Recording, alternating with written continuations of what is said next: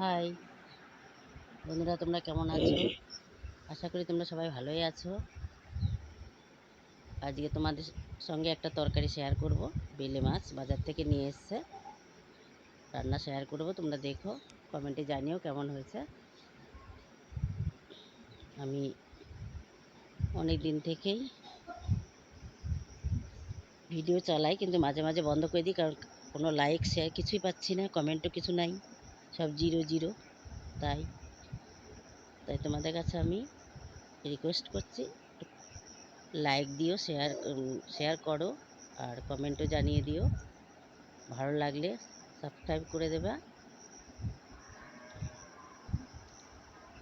আমি কিছু কিছু ভিডিও বাংলা ভাষায় কথা বলেছিলাম, এবার পল্লীবাসী রান্নাতে একদম পুরো নোয়াখালী ভাষায় কথা বলেছিলাম, বাংলাদেশের। কারণ আমরা নোয়াখালী ভাষা পাড়াতেই থাকি, আর ভাষাগুলো আমার জানা আছে, তাই আমি তোমাদের সঙ্গে শেয়ার করেছি। দেখো, ভালো লাগবে।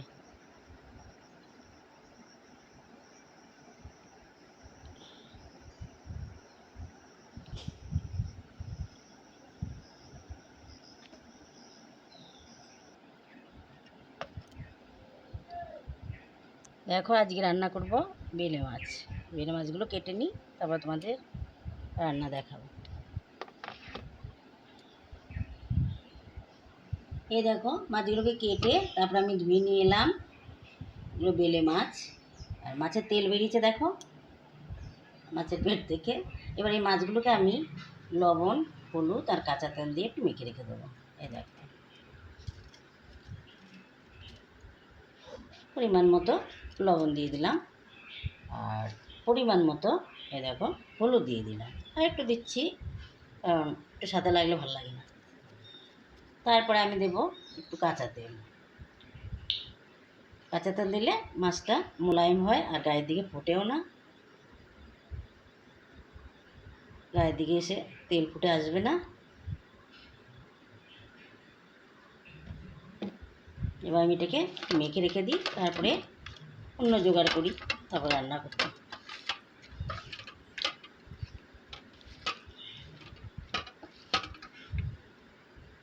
এভাবে আমি রেখে দিলাম।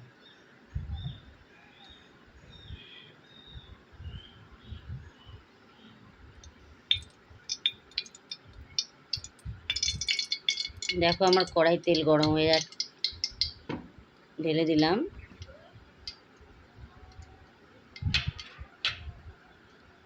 এবার তেলটা খুবই গরম হয়ে গেছে, দেখো নেড়ে চেড়ে তেলটাকে খুব গরম করে নিতে হয়, নাহলে মাছ ভেঙে যাবে।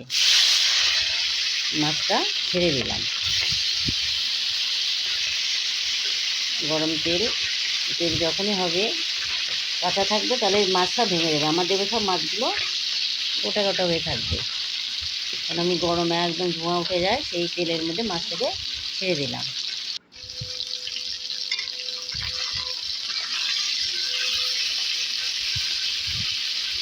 মাছগুলোকে উল্টিয়ে দিচ্ছি।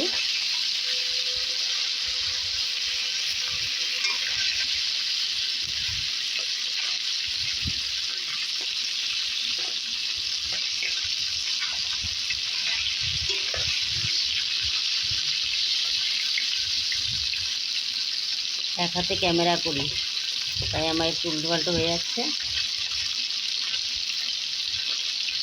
স্ট্যান্ড পর্যন্ত আমার নেই, জানো। এইভাবে মাছগুলো সব ভেজে নেব। ভেজে ভাজা হয়ে গেছে। এবার আমি কড়াইতে সেই আলুগুলোকে ভেজে নেব।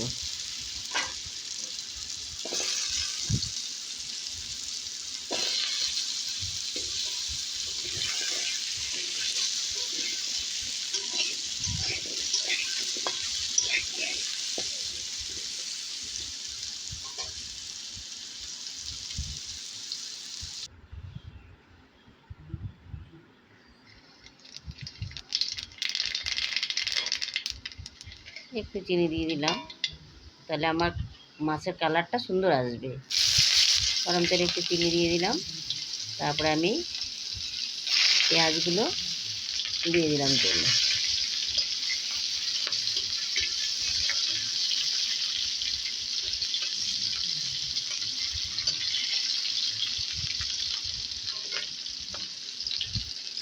পেঁয়াজটা ভাজা ভাজা হয়ে গেলে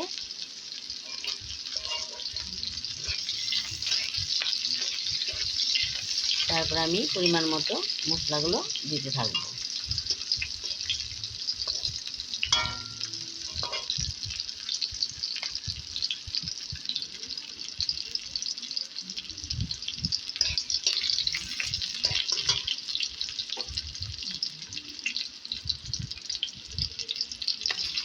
একটু পেঁয়াজ বাটা দিলাম। পেঁয়াজটা যখন লাল লাল হয়ে এসছে তারপর আমি পেঁয়াজ বাটাটা দিয়ে দিলাম। এবার একটু নেড়ে চেড়ে নিচ্ছি।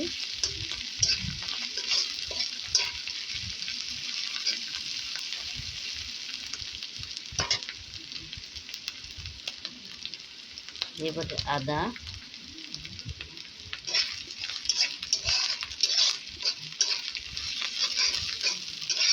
গোল বেটে রেখেছি, আদা দিয়ে সেই আদা আর গোল বাটাটা এর মধ্যে আমি দিয়ে দেব।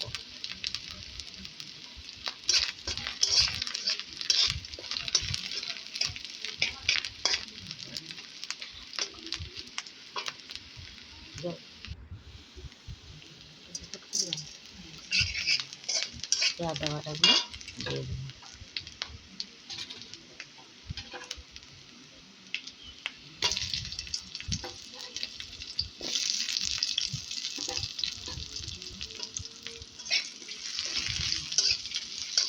বড় করা পেঁয়াজগুলো এখন আমি দিয়ে দিলাম। কিছু পেঁয়াজ আমি বড় করে রেখেছিলাম, এটা আমার ঝোলের মধ্যে একটু মানে ওটা বেশি ভাজা হবে না, ওটা বেশি ভাজা করব না।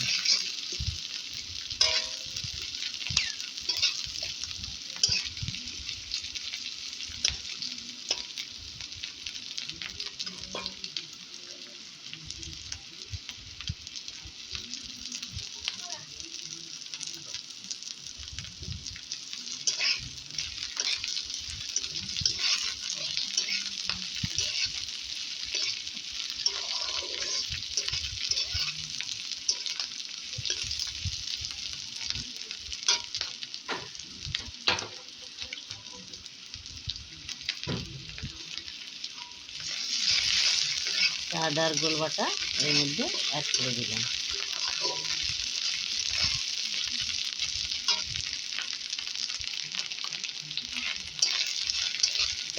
3 ধাপে পেঁয়াজ দিলাম। প্রথমে কচি পেঁয়াজ দিলাম, ওটা লাল লাল হয়ে গেছে। তারপরে বাটা পেঁয়াজ দিলাম, ওটা একটু হয়ে এসছে। তারপরে আমি একটু মোটা করে পেঁয়াজ কেটে ওটা দিলাম। এবার আমি হলুদ, লঙ্কার গুঁড়ি আর জিরের গুঁড়িটা দিয়ে দিলাম।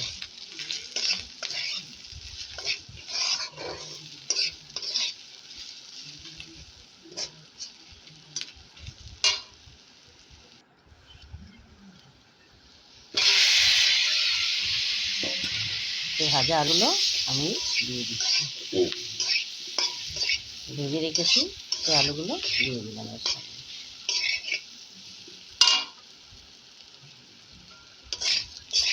লবণ কিন্তু আমি এখনো দিইনি।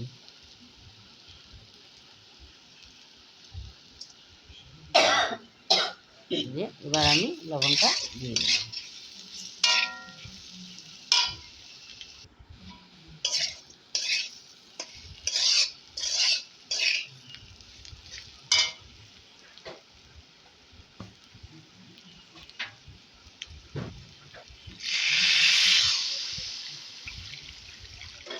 এবার আমি পরিমাণ মতো জল দিয়ে দিলাম।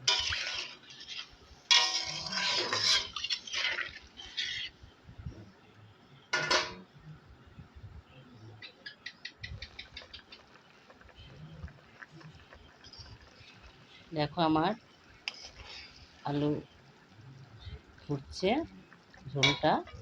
এখন আমি মাছ দিইনি,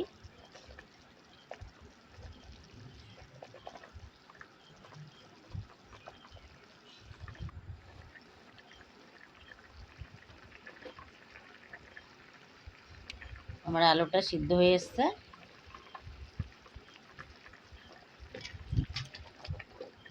এবার মাছগুলোকে আমি ঢেলে দেবো।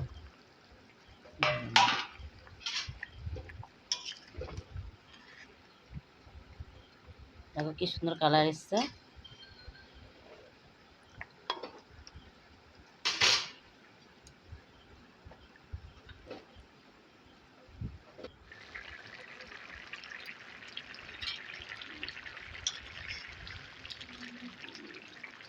মাছ, বেলে মাছের ঝোল আমার লাস্ট পর্যায়ে।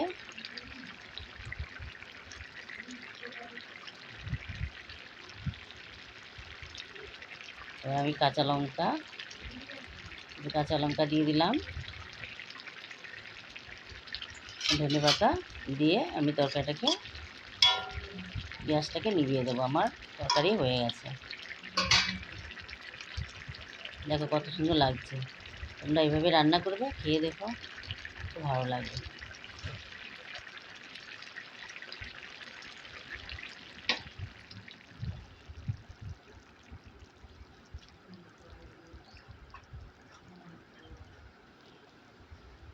তরকারিটা আমি গ্যাসটা নিভিয়ে দিলাম। এই দেখো কত সুন্দর দেখাচ্ছে।